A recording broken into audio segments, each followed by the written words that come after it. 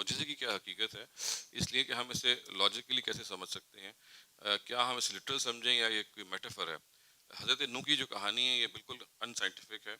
اس زمانے میں پیغمبر پہ سیلاب آیا اور نہ کوئی کشتی بنائی جا سکتی تھی جس میں سارے کے سارے حشرات الارض جمع کیے جائیں۔ غرض یہ کہ یہ اس کا کوئی سائنٹیفک پروف نہیں ہے۔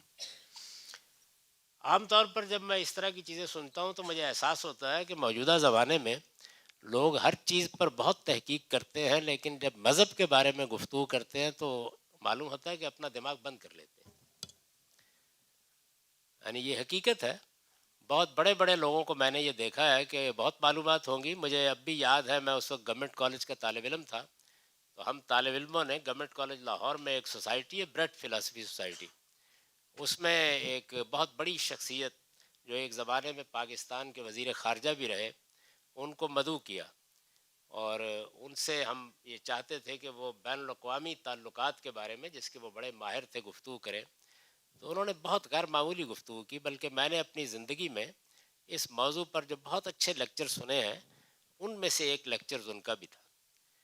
اس کے بعد ہم لوگ بیٹھ گئے، تو چونکہ ان کا ایک خاص مذہبی رجحان بھی تھا تو ہم نے ان کے بارے میں بھی سوالات کرنے شروع کر دیے۔ تو معلوم ہوا کہ وہ آدمی جو پبلک ریلیشنز کے بارے میں اور جدید بین الاقوامی قانون کے بارے میں آسمان پر کھڑا ہوا گفتگو کر رہا تھا، وہ اب زمین پر آ گیا ہے، یعنی کوئی چیز ہی نہیں تھی سرے سے۔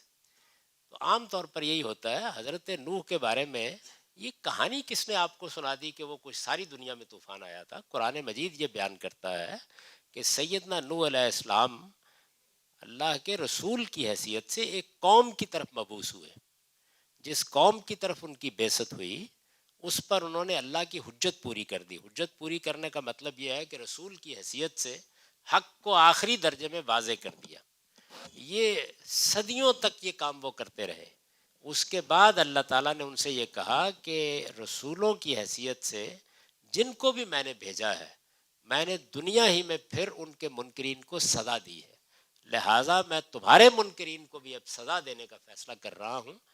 تو جو لوگ تم پر ایمان لا چکے ہیں، وہ 10 ہیں، 20 ہیں، 50 ہیں، 100 ہیں، ان کے لیے ایک کشتی بنا لو، اور ظاہر ہے کہ ایک بڑا طوفان آنے والا ہے۔ اس سے نکلنے کے بعد ممکن ہے کہ زندگی گزارنے کے لیے ابتدائی چیزیں بھی میسر نہ ہوں، تو اپنی ضرورت کی سب چیزیں اس کے اندر رکھ لو۔ بس اتنی بات تھی جو کہی گئی۔ تمام حشرات الارض اس میں رکھ لیے گئے، دنیا کے تمام جانور اس میں رکھ لیے گئے۔ یہ کہانی اور قصہ تو لوگوں نے سنایا ہے، قرآن مجید میں ایسی کوئی بات نہیں ہے۔ قرآن بڑی صراحت کے ساتھ کہتا ہے کہ وہ ایک قوم کی طرف بھیجے گئے، اس قوم پر انہوں نے حجت پوری کی، اس قوم کے لیے سزا کا فیصلہ ہوا، اس قوم پر طوفان آیا، اس سے اہل ایمان کو بچانے کے لیے ایک کشتی بنا لی گئی۔ جب لوگ اس میں بیٹھ گئے تو ان سے کہا گیا کہ آپ کی ضرورت کے جتنے بھی جاندار ہیں، یعنی ظاہر ہے کہ کل کو جب طوفان اترے گا تو زندگی شروع کرنی ہے، تو وہ آپ کشتی کے اندر رکھ لیجئے۔ تو میری گزارش یہ ہے کہ جو لوگ بہت سی چیزیں پڑھتے ہیں ان کو اس طرح کے معاملات میں بھی کہانیوں اور قصوں کے بجائے اصل بات کو پہلے ضرور جان لینا چاہیے۔ بہت مؤدبانہ اس معاملے میں گزارش ہے۔ سوال کا دوسرا حصہ بھی تھا جی، انہوں نے کہا یہ سارا کچھ میٹافوریکل نہیں ہے، یہ اس کو تو لٹرل۔ پہلے تو میں نے عرض کر دیا کہ اصل چیز یہ ہے، اور قرآن مجید یہ بتاتا ہے کہ بے شمار پیغمبر آئے جنہوں نے اسی طریقے سے اپنی قوم پر حجت تمام کی، اور اس کے بعد اللہ تعالیٰ نے اسی دنیا میں ان کو سزا دی۔ رسالت میں آپ صلی اللہ علیہ وسلم کے بارے میں بھی یہی ہوا ہے، اس کی بہت سی تفصیلات ہیں۔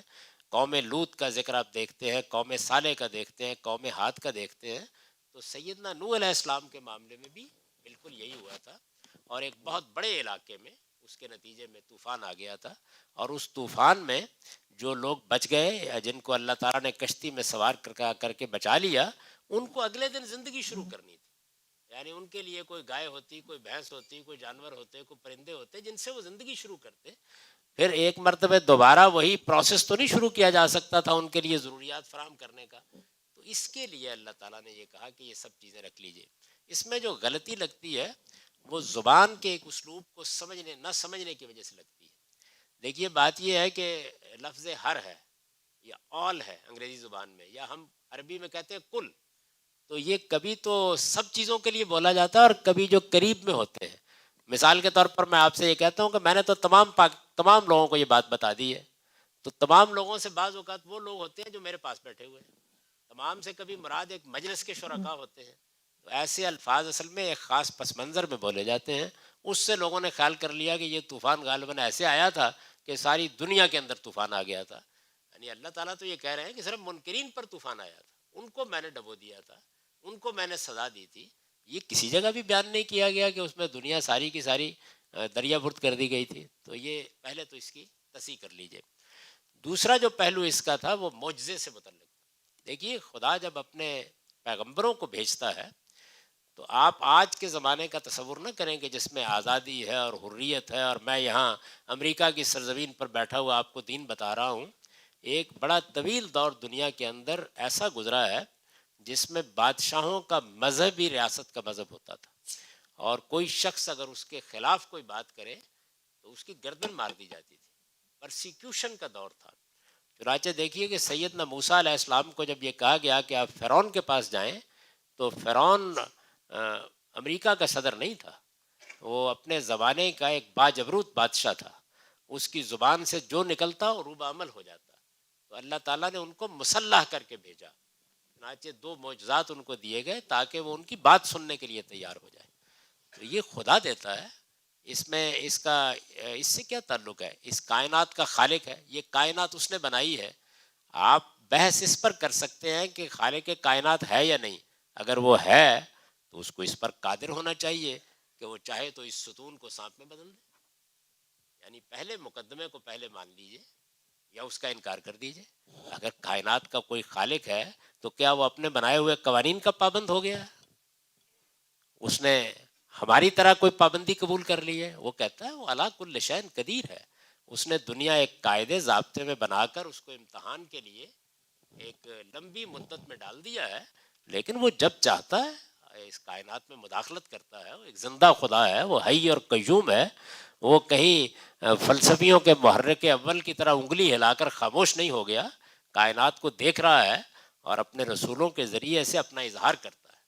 تو اللہ تعالیٰ کا اظہار ہوتا ہے, اللہ تعالیٰ اپنا ظہور کرتے ہیں جب ان کے رسول دنیا میں آتے ہیں.